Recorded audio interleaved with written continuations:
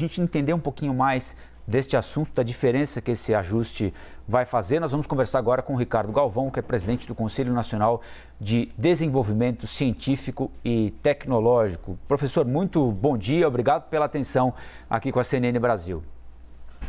Bom dia, Colombo, obrigado pela oportunidade.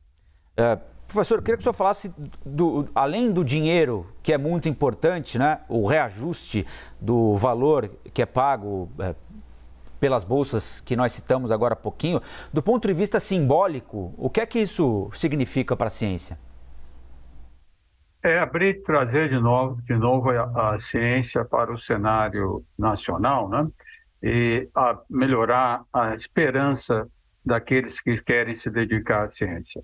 Como bem disseste, foi 10 anos de nenhum aumento das bolsas de mestrado e doutorado, e nós sentimos, Colombo, já nos 2, 3 últimos anos, um decréscimo grande na demanda por bolsa, né?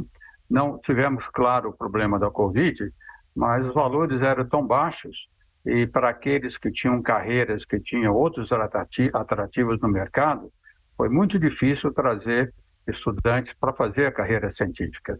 Então, esse aumento tem um simbolismo enorme. E, outra vez, damos valor à ciência, damos valor à formação científica. Professor, eu queria que o senhor dissesse para a gente, essas pessoas que deixaram de demandar as bolsas, conforme o senhor relatou, eles simplesmente desistiram ou foram buscar isso em algum outro canto, longe aqui do Brasil, num capítulo a mais daquilo que a gente passou a conhecer como fuga de cérebros aqui do Brasil, professor? Bem, Colombo, obter bolsas de mestrado e doutorado, em particular de mestrado no exterior, é muito difícil. Os melhores alunos, através de cartas de recomendação de seus orientadores brasileiros, quando tem um contato bom no exterior, conseguem. Mas para atender a grande demanda, não. Então, o que aconteceu, que nós vimos, é muitos alunos irem para o mercado. Começarem a trabalhar, procurar, em particular naquelas profissões que têm alta demanda. Por exemplo, que é um caso típico na minha área de física, né? Embora as pessoas achem física meio esotérica, a maior parte dos alunos em física tem altíssima formação em TI, em computação avançada. Então, esses são muito requisitados. Às vezes, trabalham em banco, trabalham em startups. E isso acontece que, então, depois de um tempo, eles entram no mercado e dificilmente retornarão à carreira científica.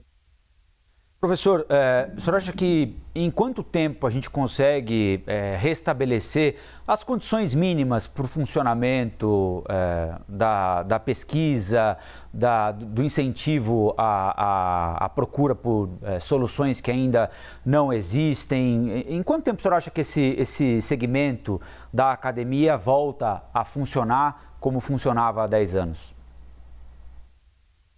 O Colombo, isso vai depender um pouco não só do valor das bolsas, mas também de aumentarmos os recursos para investimento. Porque os nossos laboratórios, nossos grupos de pesquisa tiveram suas instalações as condições das instalações reduzidas muito nos últimos anos. Sabe? Até um pouquinho antes do governo Bolsonaro, essa redução começou a ser observada. Os pesquisadores, naturalmente, necessitam de condições de pesquisa, não só laboratório, instalações computacionais, assim por diante. Parte dos recursos para isto vem do Fundo Nacional de Desenvolvimento Científico e Tecnológico, que nós conseguimos, a Academia Brasileira de Ciência, a Sociedade Brasileira para o Progresso da Ciência, cerca de 3 anos atrás, juntamente com o Congresso, conseguiu promulgar a lei que proibia o contingenciamento desse fundo. Infelizmente, o presidente Bolsonaro reagiu lançando uma medida provisória que ainda escalonava a liberação dos recursos num prazo de 6 anos.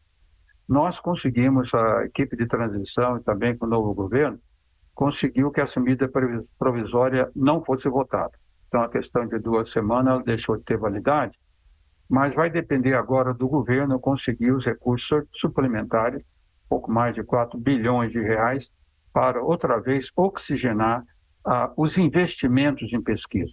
Agora não estamos falando mais em bolsa, mas investimento em recuperação de laboratórios, equipamentos, etc. Se isso for feito, eu acredito, num prazo de 2 a 3 anos, consigamos recuperar a qualidade, o nível que tinha a infraestrutura científica brasileira há cerca de 5 a 10 anos atrás. Professor, o senhor lembrou agora há pouquinho seus colegas da física que não estão estimulados com as perspectivas para pesquisa, para a área acadêmica, partiram para a iniciativa privada imediatamente. Alguns deles poderiam ter ficado na academia para desenvolver mais determinado segmento, né? Há possibilidade legal na legislação, se já acontece, gostaria que o senhor nos dissesse, possibilidade de estabelecimento de parceria entre pesquisa, entre Estado e iniciativa privada, sem que um invada a atribuição do outro, mas que, por exemplo, a iniciativa privada que se beneficia da pesquisa feita pelo Estado possa, de alguma maneira, financiar ou participar disso, como acontece, me parece muito bem no caso da Embrapa, né, professor? Que é um símbolo ali de uma empresa pública, um centro de pesquisa que funciona muito em parceria com a iniciativa privada, que depois vai se beneficiar daquilo que é descoberto, daquilo que é revelado, dos estudos que são feitos ali. Como é que funciona essa possibilidade de parceria, até para que o dinheiro pingue mais rápido, não é, professor? Essa pergunta é muito relevante, Colombo. Em 2016, ainda no governo da presidente Dilma, foi promulgado a lei do chamado Marco Legal de Ciência e Tecnologia. Depois, 1 ano e meio depois, saiu o decreto regulamentando essa lei. De acordo com essa lei, é possível sim estabelecer contratos, convênios com a iniciativa privada e o setor público. Por exemplo, no INPE, eu era diretor, nós fazíamos isso no desenvolvimento de satélites, colocar muitas encomendas na iniciativa privada. Essa lei permite várias coisas, facilita muito esse contato, mas infelizmente, Colombo, a nossa arcabouço legal é bastante reacionário. Mesmo os advogados da Advocacia Geral da União dificilmente aprovam quando uma instituição do governo quer utilizar a lei para facilitar a utilização da iniciativa privada. Então, eu espero que o governo Lula, agora, ele consiga, e é uma preocupação muito grande nossa, facilitar isso. Por outro lado, Colombo, tem a questão das empresas, né? Infelizmente, a maior parte das empresas brasileiras não são empresas que investem em pesquisa, muito pouco. Nós temos exemplo, né?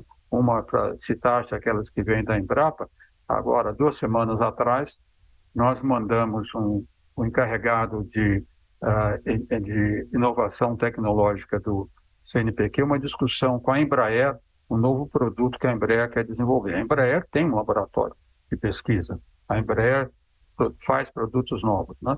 Mas isso não é comum no Brasil. Na minha área de física, estudando um pouquinho na área, cerca de 85% de todos os doutores nos Estados Unidos são empregados na empresa privada. E não acontece no Brasil. O próprio CNPq tem um programa muito interessante chamado Doutor na Indústria. Ele dá uma bolsa para os doutores trabalharem nas empresas e está desenvolvendo um novo produto em um laboratório de pesquisa. Isso é muito pouco utilizado pelas indústrias. Ainda no governo governo Lula, no final do governo Lula, começo de Dilma, foi criado a Embrapi, uma empresa que facilita muito